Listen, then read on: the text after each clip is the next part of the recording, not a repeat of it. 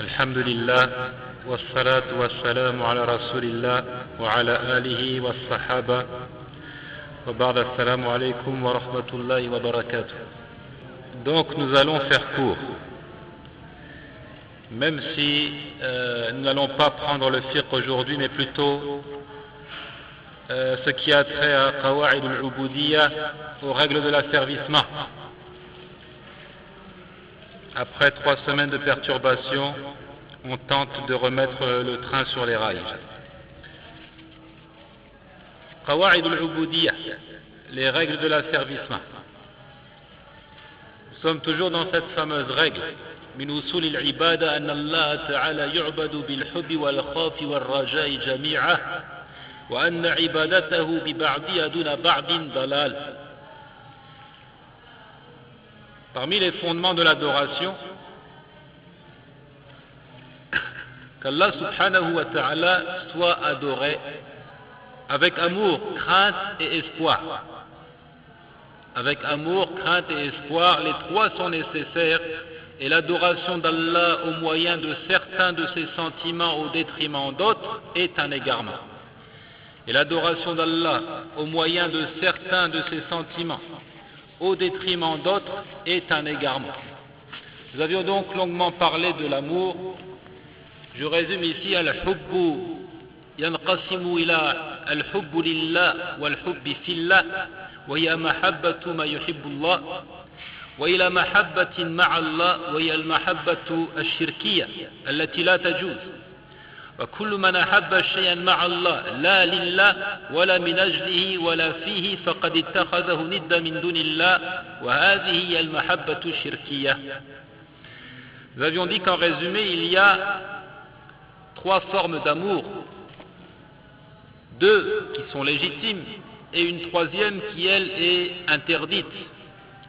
Il y a l'amour pour Allah et en Allah, qui relève du culte et qui sont donc légitimes.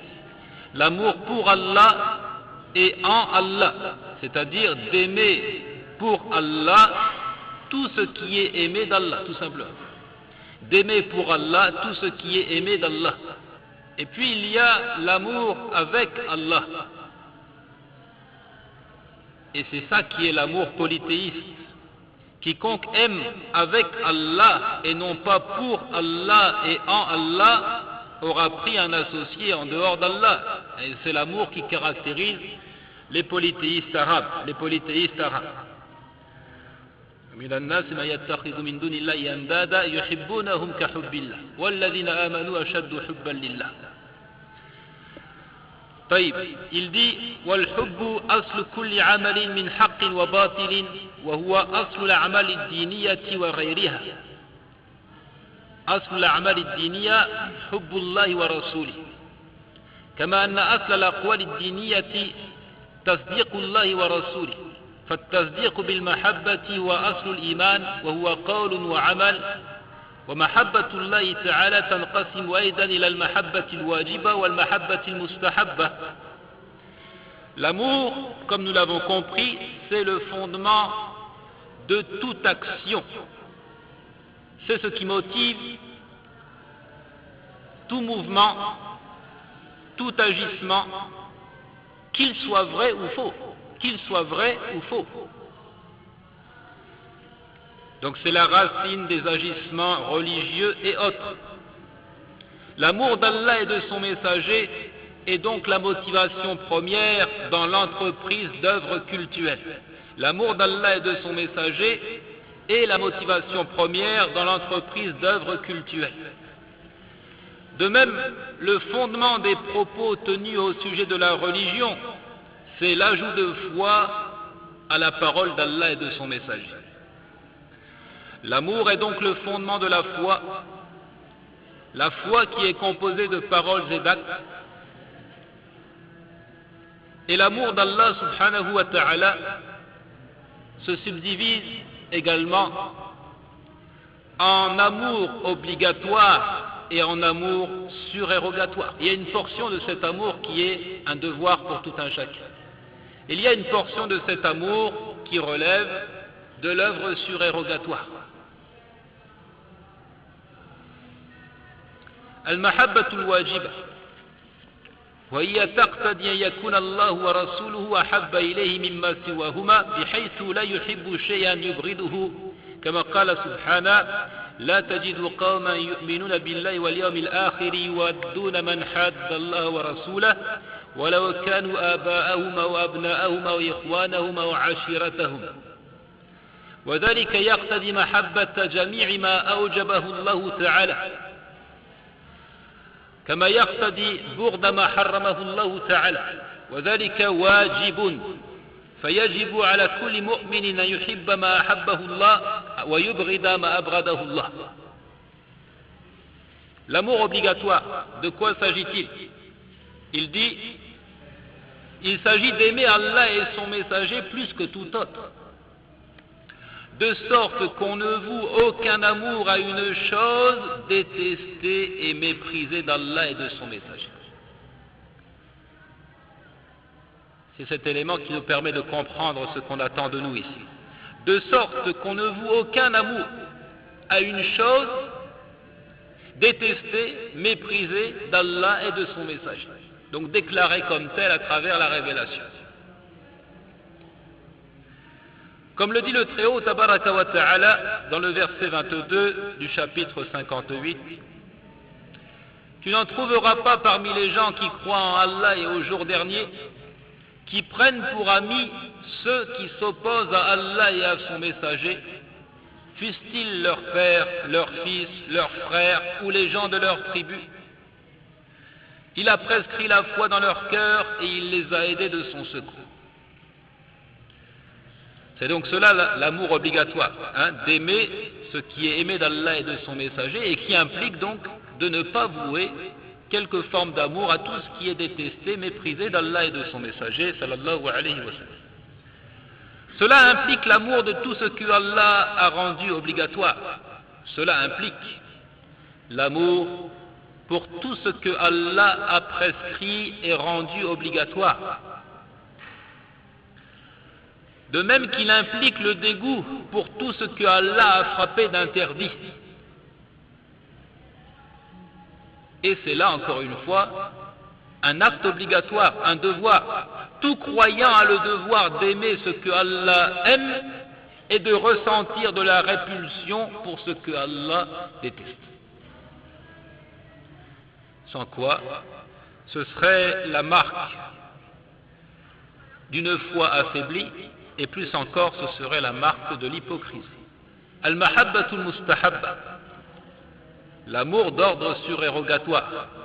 وهي أن يحب ما أحبه الله من النوافل والفضائل محبة تامة وهذه حال المقربين الذين قربهم الله تعالى إليه كما في الحديث القدسي الذي رواه البخاري أن رسول الله صلى الله عليه وسلم قال فيما يرويه عن ربه وما تقرب إلي عبدي بشيء وما تقرب إلى عبدي بمثل أداء ما افترضت عليه ولا يزال عبدي يتقرب إليها بالنوافل حتى أحبه. L'amour d'ordre surérogatoire, il dit cette fois-ci, il s'agit d'aimer ce qui est aimé et apprécié d'Allah.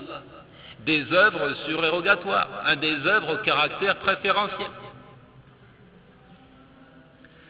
C'est donc un surplus d'amour qui caractérise notamment les rapprochés d'Allah, qui caractérise ses serviteurs élus, qui caractérise les hommes pieux.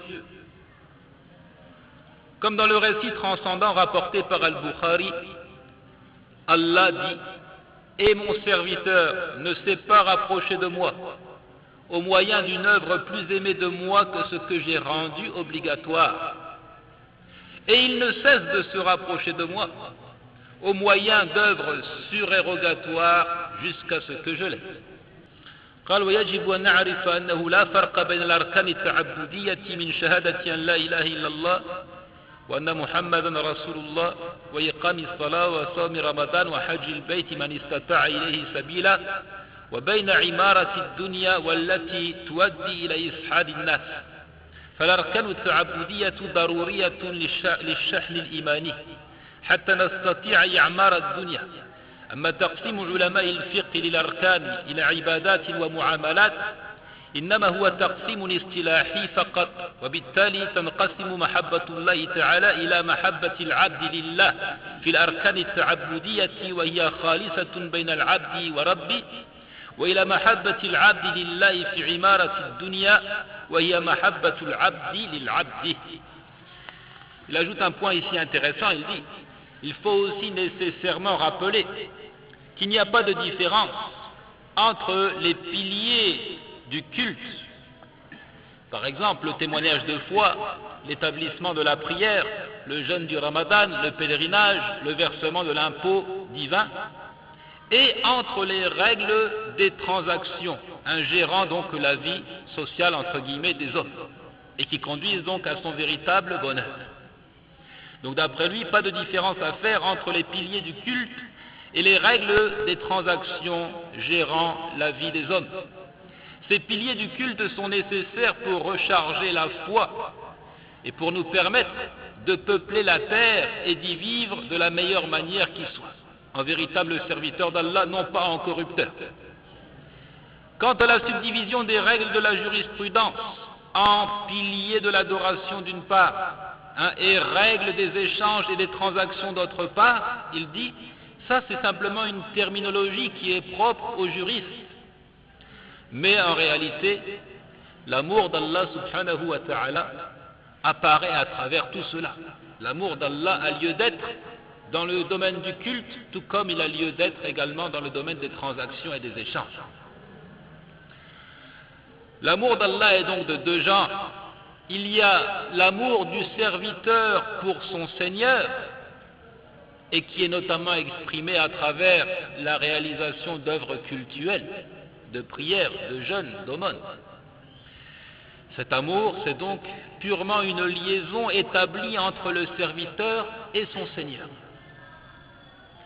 Et puis, dit-il, il y a l'amour du serviteur pour son Seigneur, qui se manifeste au travers de sa façon de vivre, de se comporter avec ses semblables, de gérer ses échanges et ses relations. Et ça, c'est l'amour du serviteur pour son Seigneur, et par conséquent l'amour du serviteur pour le serviteur, ou encore l'amour de son prochain, mais qui n'est pas absolu comme nous le comprendrons, un amour conditionné par l'amour d'Allah subhanahu wa ta'ala.